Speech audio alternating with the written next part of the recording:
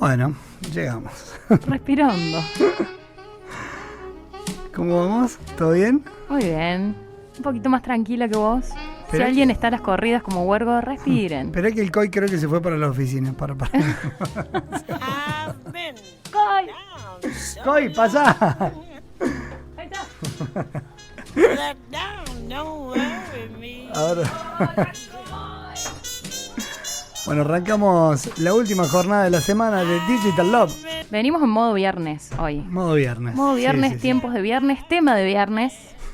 Tema de viernes. Hoy vamos a estar hablando de Andy Warhol, ¿sí? Este artista tan representativo de los 60, 70 y 80, ¿sí? Vamos a hacer un recorrido por lo que fue su carrera artística y sobre todo por el legado que dejó Andy Warhol, que va muchísimo más allá de lo que comúnmente conocemos en esas Marilyn y esas latas de sopa Campbell que vemos por ahí. Andy Warhol es un tipo interesante para invitarlo a tu casa, ¿no? Para invitarlo a comer un asado y que vengan unos amigos y que pinten la charla y uno descargue la música. Un tipo interesante, tipo de una vida muy divertida, ¿no? ¿Sabes qué? Contrario a lo que se mostró, su vida fue bastante más sufrida.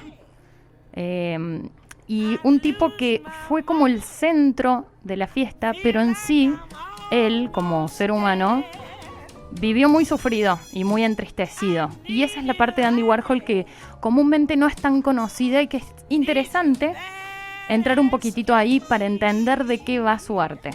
Saludamos a toda la gente de Sónica 106.3 FM de La Rioja.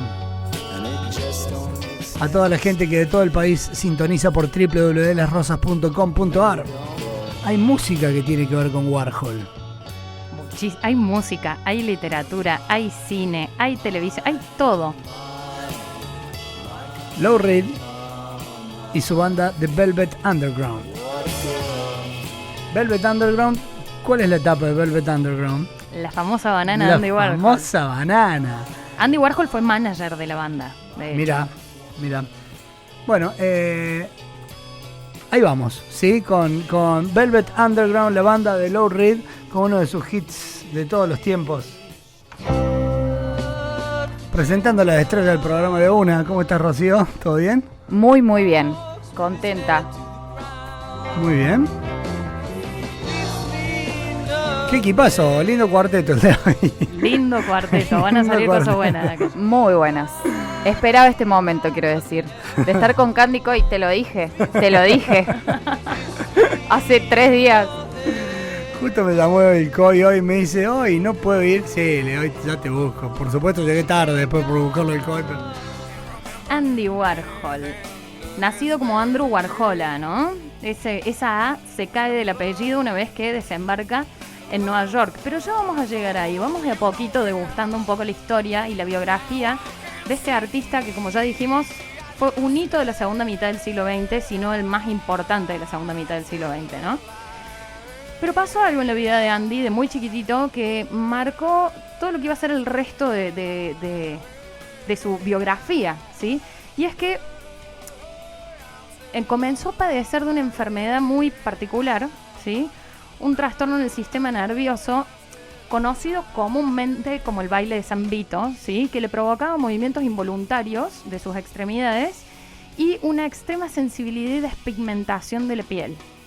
Eso empezó a sufrir cuando tenía 8 añitos, Andy Warhol. Bien. Esta condición lo tuvo mucho tiempo en cama, en reposo, y su mamá, Julia, empezó a crearle como un pequeño taller de arte en su casa. Empezó a estimular este talento que veía en su hijo y dijo, esto es digno de cultivar. Con su mamá, fomentando un poco estas habilidades de dibujo que percibía en él y con una colección de fotos de famosos de las revistas que él leía estando postrado, se empezó a construir esta figura que después iba a romper con todos los paradigmas del arte hasta el momento. Rocío.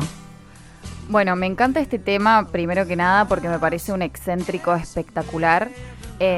Como muchos artistas que sacan esa parte, ese oro del barro de situaciones difíciles de afrontar, porque más allá de que también padeció una enfermedad, esto en la primaria le daba como una especie también de escudo, ¿no? En su madre, porque sufría mucha discriminación. Bien. Y eso fue lo que lo llevó a como sumirse en un mundo total de fantasía en el cual ser una estrella era como un gran sueño, un gran anhelo.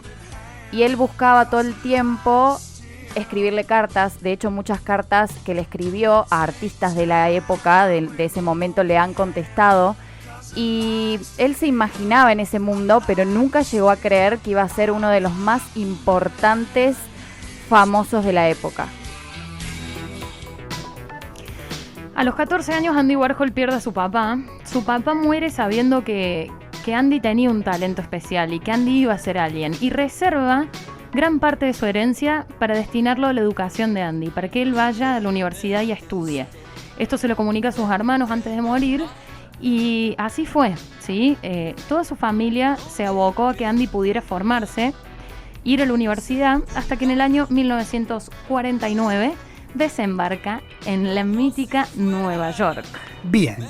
En ese momento, Nueva York era un caldo de cultivo de muchas cosas, ¿sí? Por un lado, el auge de este sueño americano y de estos europeos que en una Europa devastada por la guerra empezaban a emigrar hacia los Estados Unidos, una ciudad que empezaba a convertirse en el nuevo centro del arte mundial. Estaba sucediendo mucho, ¿sí? La publicidad en su máximo esplendor, y ahí desembarcó este joven Andy para querer dedicarse al arte comercial, ¿sí? Lo que hoy diríamos diseño gráfico. Básicamente él fue a dedicarse a eso. Al siglo XXI. Al arte aplicada. Se notó en el siglo XXI. Al arte aplicada al servicio de la publicidad, ¿sí? O la venta. Bien.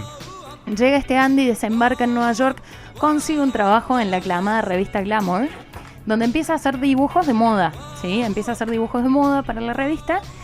Y en muy poco tiempo Andy se consagró como un artista comercial. No pasó mucho tiempo hasta que todas las agencias querían trabajar con él, las marcas querían trabajar con él.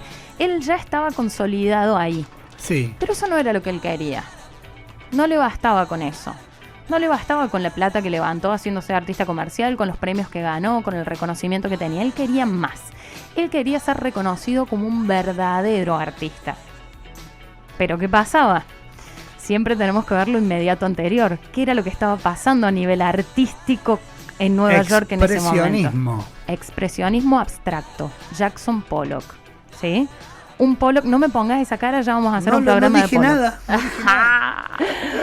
Un Pollock que ya estaba absolutamente consagrado, muy de la mano de la familia Guggenheim, ¿sí? De Peggy Guggenheim.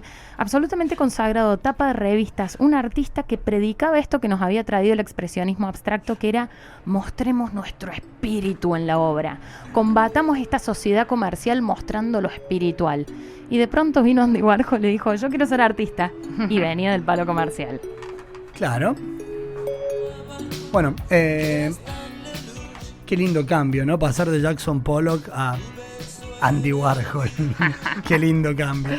Me encanta, me parece que justamente de eso se trata, de ser un outsider total, de tener esta mirada totalmente diferente. Y él vino a romper esquemas, dijo: a mí no me importa que me traten de comercial, que todo lo que yo haga sea producido en masa, porque en realidad ese era su gran sueño, ¿no? Como sumirse en ese mundo comercial, en ese mundo totalmente productivo. De hecho, eso es lo que buscó.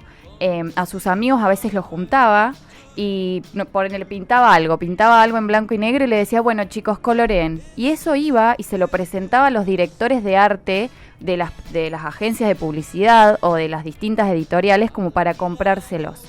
De hecho, él desde muy chiquito vendía sus retratos cuando sus hermanos salían a vender verduras, porque en un momento se compran una casa con una huerta, digamos, empiezan a plantar sus propias verduras y bueno, salieron a vender verduras y él lo que hacía era vender sus retratos. Ya desde esos entonces, con aproximadamente 9, 10 años, vendía sus obras a la gente de mayor poder adquisitivo. O sea que ya era todo un comerciante desde muy pequeño, soñaba con hacer este tipo de arte comercial.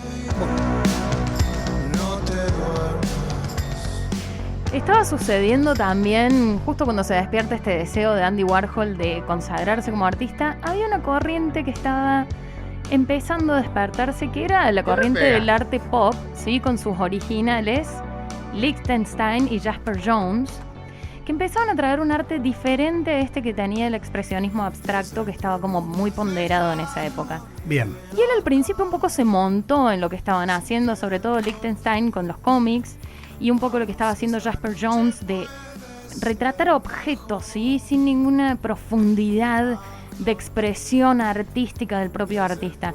Empieza a replicarse un poco sobre eso y no le va muy bien con los cómics. Y en un momento dice, che, yo tengo que hacer algo distinto porque no me están dejando entrar, ¿sí? De hecho, de los artistas pop, él es el último en poder exponer en una galería públicamente. Como que no lo dejaban entrar. No lo dejaban entrar porque también él era muy transparente y abierto a absolutamente todo lo que le pasaba, entre esas cosas, su sexualidad, ¿sí? Él era abiertamente homosexual, no tenía problema de contarlo, pero en esa época todavía había artistas que eran homosexuales y no lo decían, lo mantenían oculto por temor a la condena social que iban a recibir. Y Warhol venía y decía, ¿sabes qué? Yo te voy a mostrar todo.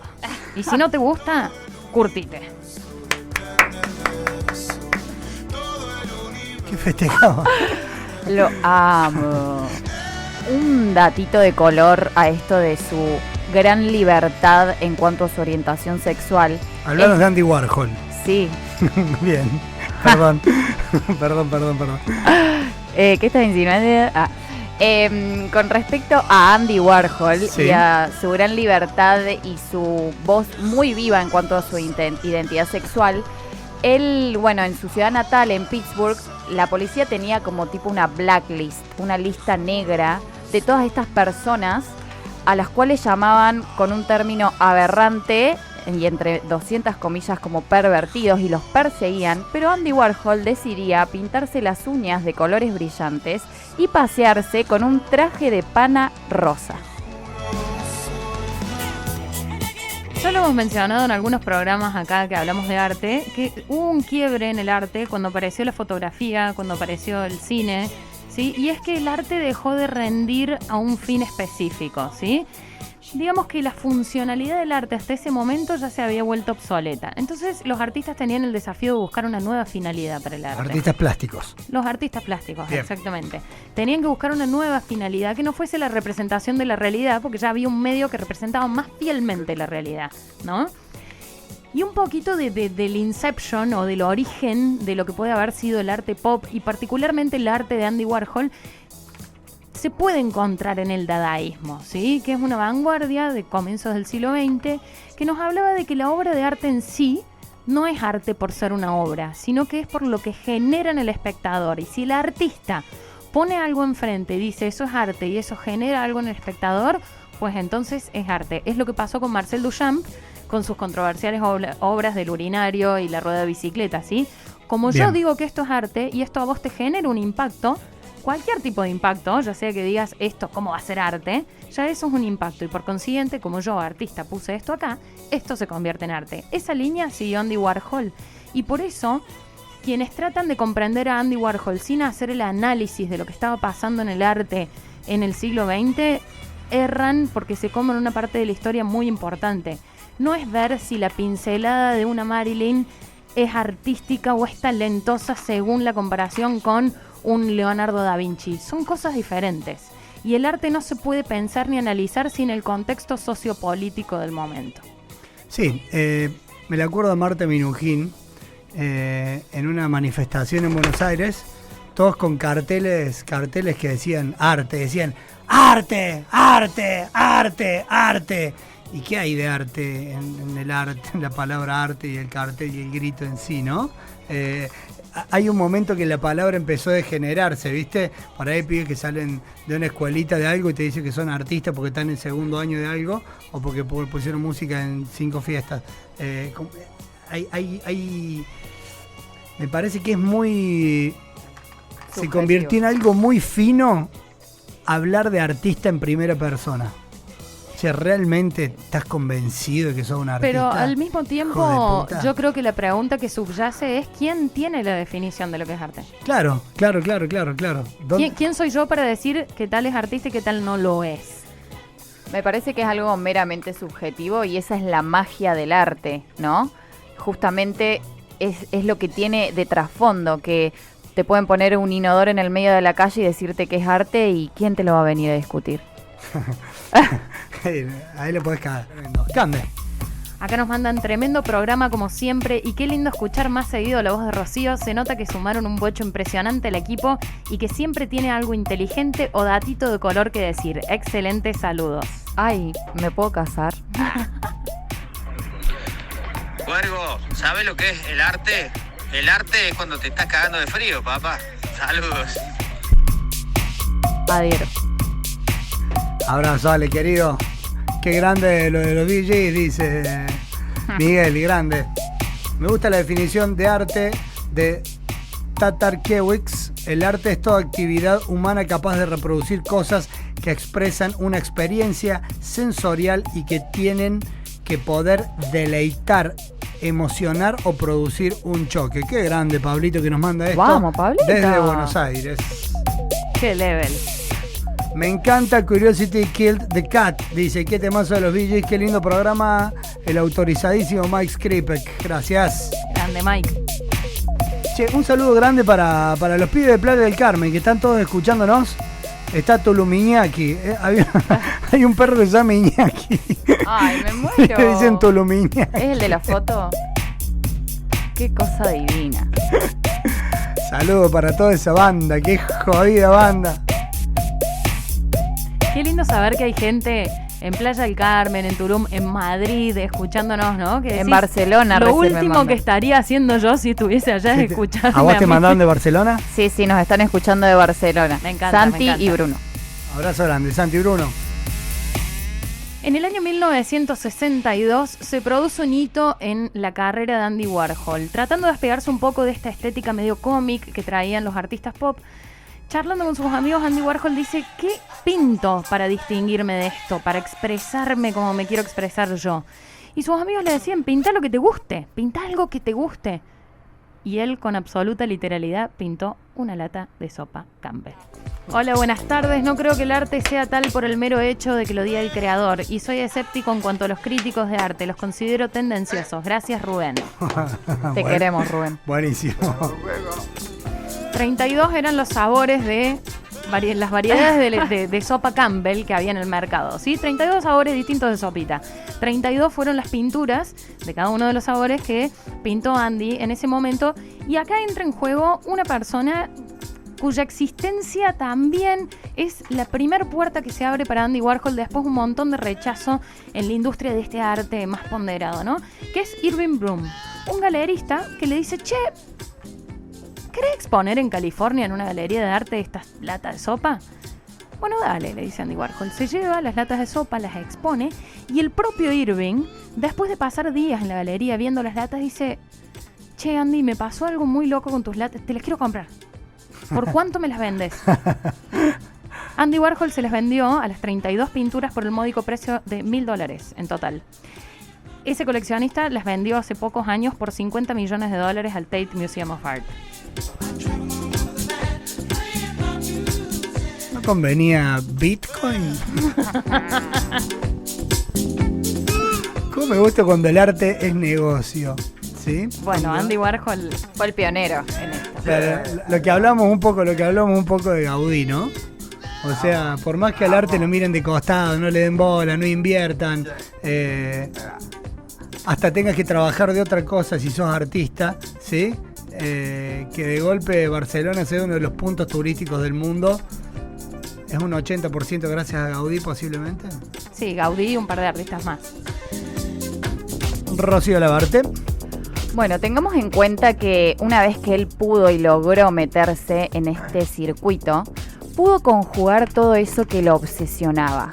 Los cómics, toda la parte de los artistas de Hollywood, y tuvo una impronta muy grande, no solamente por esto de poder comercializar y que no le importe nada esto de tener la etiqueta del artista comercial, sino que también inmortalizó íconos del momento, como por ejemplo de consumo, en este caso las latas Campbell. En algún momento también hizo una obra sobre una botella de Coca-Cola y hasta en su momento, días después de la muerte de Marilyn, hace su emblemática obra sobre ella que despliega una serie de cromáticas, ¿no? Empieza con un color muy fuerte y termina con un degradado en blanco y negro, haciendo simbología de su desaparición de este plano. Es interesante también tomar como Andy Warhol a lo largo de su carrera fue representando aquello que él quería que permanezca, como decía Ro recién, que permanezca vigente, más allá de su existencia. Y en eso también tuvo una etapa en la que empezó a retratar o a replicar fotos periodísticas de accidentes automovilísticos con sus víctimas en las fotos, ¿sí? En ese momento los medios eran bastante crudos, lo siguen siendo también de vez en cuando, muy amarillistas, y él empezó a hacer obras donde se retrataban accidentes automovilísticos reales. ¿Con qué consigna o con qué premisa? No por lástima de esa gente, sino que él dijo, che, estas personas también en algún momento tienen que ser pensadas. Y de ahí también se despega un poco esta filosofía de que todos, en algún momento, y según Andy Warhol, y es una frase que perdura hasta el día de hoy, tendremos nuestros 15 minutos de fama. Esa es la frase de Andy Warhol, ¿no? Esa es. Sí. 15 minutos de fama. Y súper actual, ¿no? Muy. A mediados de los 60 en Nueva York había 3 puntos neurálgicos de encuentro. Sí. Uno era el Hotel Chelsea, ¿sí? Otro era Studio 54, que era la discoteca por excelencia donde iban todas las celebridades del momento. Claro. Y el tercer lugar era uno propio de Andy Warhol, The Factory, que era como un taller que él había montado, ¿sí? Todo, absolutamente todo forrado en aluminio. Él quería que todo fuese plateado, todo fuese espejo de la realidad, donde todos eran bienvenidos, ¿sí? Lo que tenía Andy Warhol en este espacio era que lo abría absolutamente cualquiera que quisiera ir. Entre esas personas que iban, podemos encontrar un Salvador Dalí, un Bob Dylan, un Mick Jagger, un Edie Sedgwick. Podemos encontrar una variedad muy amplia. Y sobre todo también, él tenía muchísimos amigos drag queen, ¿sí? A los que les dio protagonismo y él empezó a incursionar en su etapa de cineasta en ese momento. En esa fábrica donde él se puso como objetivo hacer que cada persona que entrara tuviese su lugar de esplendor y su fama, ¿sí? Todos sus amigos protagonizaban sus películas. Por eso podemos decir, en cierta forma, y este es como un statement muy importante si vamos a analizar a Warhol, que fue el artista más inclusivo de la historia del arte, ¿no? Completamente. De todos los tiempos. Completamente. ¿Cómo no estar en la Factory? ¿Cómo no haber nacido para ir a la Factory un par de veces? Sí, era un lindo quilombito la Factory. Ni para los temblores salí, ¿no? Yo no. Yo me quedo a vivir ahí con Warhol, olvidate. No son muy salidoras, ninguna de las dos. Ya me gustaría ir un día, si hubiera ido antes de que termine. ¿Sabes que hay algo muy interesante que sucede en esta época también? Que bueno, como dijimos antes, los chicos de The Velvet Underground, Lou Reed con su banda, Sí. más Nico, ¿sí? Que él sumó a Nico porque era muy amiga de él a la banda, empezaron a ser representados por Andy Warhol.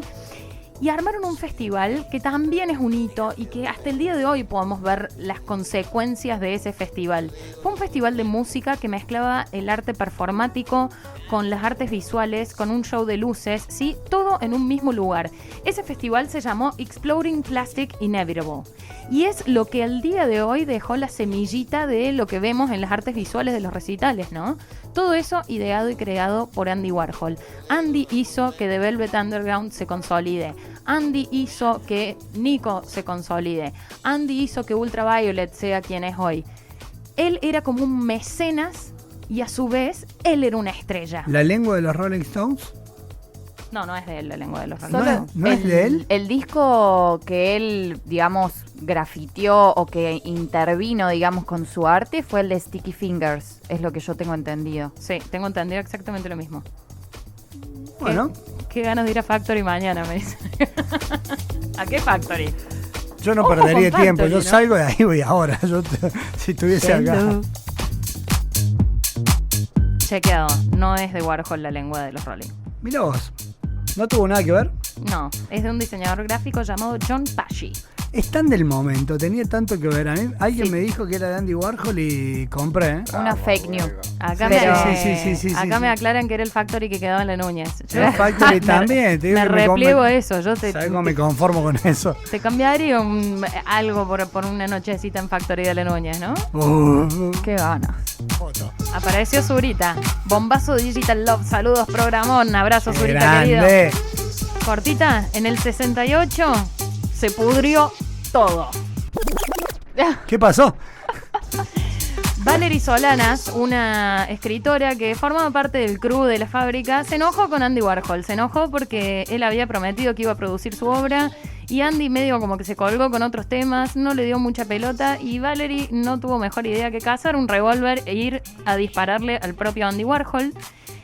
Y las heridas le causaron una muerte momentánea. Él estuvo unos minutitos muerto en quirófano hasta que el cirujano le abrió el pecho y le hizo masaje cardíaco al corazón directamente y le salvó la vida. Fue el de Matrix directamente. Estuvo Claro, muerto y Completamente. Estuvo muerto, ¿entendés? Murió unos Y- segundos. Sí, murió unos segundos y le quedaron unas cicatrices timburtonescas en el tórax. Yo pensaba que eso pasaba en las películas solamente y en Romeo y Julieta, pero... No. No.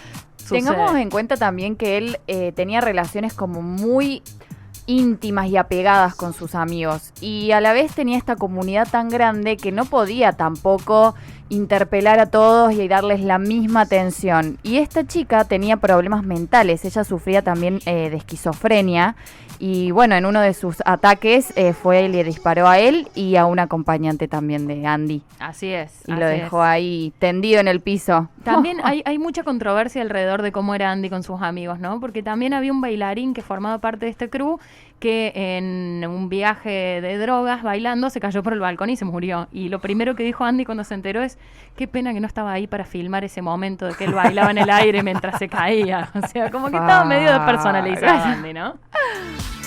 Acá nos dicen, no se olviden de Marta Minujín, que formó parte del staff de Andy Warhol, Orgullo Argentino. Hay algo muy divertido para contar con respecto a Andy Warhol y Marta Minujín, que es que hicieron una especie de obra performática que titularon como El pago de la deuda externa, ¿sí? Donde Argentina, representada por Marta Minujín, le pagaba la deuda externa a los Estados Unidos, representado por Andy Warhol, con una pila de choclos. Porque Marta Minujín decía que el choclo es el oro de Latinoamérica, entonces quedaba saldada la deuda externa y después repartieron los choclos autografiados. Geniales. Espectacular. Bueno, hablando un poquito más de esta factory maravillosa que creó él, justamente dicen los que vivieron ahí y los que estuvieron en contacto con esta gran fábrica que no se llamaba factory simplemente porque antes había sido una fábrica de sombreros. No, se llamaba así porque era una fábrica también de realidades. Él decoró no solamente todo con aluminio, como decíamos, sino que también había espejos rotos, mensajes. Y lo que él quería decir con todo esto era que los años 60 y este estilo glamoroso y elitista se estaba cayendo, como también todas esas personas poderosas. Sentía como que había una degradación en los años 60 y lo quería expresar en su factory. Sumado que en la fábrica también tenías personas haciendo serigrafía al mismo tiempo porque era un adicto al trabajo, hacían una película, estaba todo el tiempo como una fábrica haciendo cosas sin parar. Así es, y después del 68, de este tiroteo fatídico y casi trágico, Andy quedó bastante perturbado y es como que los posteriores años, ¿sí? 19 años más vivió Andy Warhol, se ordenó un poco más, la fábrica ya dejó de tener tanta afluencia de cualquier persona que quisiera entrar y ahí es cuando verdaderamente se consolidó el holding empresarial de Andy Warhol. Cuando ¿Sí? se quedó tranquilo. Ahí se quedó tranquilo y dijo, che, vamos a laburar en serio. Él nunca dejó de laburar, ¿no? Siempre fue un laburador incansable, pero ahí es como que se puso serio y empezó a tomar el arte Basta como de un... brillantina, dijo. Claro, basta de brillantina. Y una de las frases que podemos rescatar de ese periodo es: hacer dinero es arte y el trabajo es arte. Y un buen negocio es el mejor arte. ¿Él dijo eso? Sí. No. Últimos conceptos, Ro. Bueno, en esta portada tan conocida y que inmortalizó esta dupla de Mick Jagger y Andy Warhol, llamada Sticky Fingers, Sí. tuvo un poco de polémica, como todo lo que él realizaba, ¿no? porque muchos en la portada, bueno, para los Qué que no lástima la que no conocen, vivió en Córdoba, Andy Warhol, que la gente es tan abierta, tan copada, ¿no? A la gente no le gusta criticar. No se enoje, no se enoje, que no no se hay enoje, no se envidia enoje. Que no, artística, que el no, periodismo que es no, serio, que no. hijos de remil put. Perdón, perdón. Bueno, tengamos en cuenta que más allá de que había mucha libertad, ¿no? Que se estaba empezando a gestar esta popularidad de Andy Warhol, Sí. en la portada aparecía una persona de la cintura para abajo con unos muy ajustados jeans y unos dotes bastante importantes. Un par de medias. Un par de medias, decís vos. Y sobre esto se generó como todo una especie de leyenda, ¿no? Si era Mick Jagger, porque en ese momento era considerado uno de los hombres más sexys del planeta, o no. No fue Mick Jagger, de hecho pensaban que era uno de los protagonistas de sus películas, porque él hizo películas súper experimentales en las cuales Hollywood tembló. Capaz que te filmaba un tipo 6 horas durmiendo o él subiendo unas escaleras y que se le veía todo el culo, divino. Entonces empezaron a hacer conjeturas, pero él firmó una especie de acuerdo tácito de confidencialidad y por 40 años y mucho más nunca se supo ni se va a saber de quién era El ese vuelto. dote. El Tobul. Cande, ¿eh? Bueno, conclusiones finales, como dije hace un ratito, desde mi humilde opinión, Andy Warhol es el artista más inclusivo de todos los tiempos, ¿sí? Generó un cambio de lenguaje, generó un trascendental divorcio del arte estadounidense con el arte europeo. Finalmente Estados Unidos tenía su propio arte. Y sobre todo, a raíz del rechazo que él mismo vivió, después trasladó eso a que todos, absolutamente todos los que pasaran por el frente de sus ojos, su lienzo, su lente, fueran dignos de ser retratados. Cualquier persona. Y ese es el legado más fuerte que deja Andy Warhol. Si hablamos de que el arte está al servicio de representar la realidad y el tiempo que se vive, podemos decir que Andy Warhol lo cumplió con creces. ¿Quién sigue? ¿Quién lo sigue en su obra? ¿Quién lo sucede? Sí. Es que no tiene sucesor, porque fue tan único lo que hizo Esa Andy era mi Warhol. duda y no me la quería mandar. Lo estaba por afirmar, pero no me la quería mandar. Por eso. No tiene sucesor. No tuvo sucesor. Creo que fue un artista demasiado disidente y con una marca tan personal que creo que nadie pudo llegar a sucederlo. Sinceramente es una opinión personal. Yo creo que obviamente capaz aparece algún artista cordobés por ahí y nosotros lo estamos ofendiendo, pero sinceramente creemos que no hay ningún artista que haya hecho esta disrupción tan grande en el arte. Sí, y nadie continuó realmente su legado. Su legado, ¿no? Sí, tal cual. Sí, es que lo que pasa es que el legado de Andy Warhol no tiene tanto que ver con la obra en sí, ¿no? Tiene mucho más que ver con la filosofía, que de hecho él escribió después la filosofía de su arte con una escritora fantasma, ¿no? Pero la escribió. Tiene mucho más que ver con su modo de ver la vida que con su obra per se.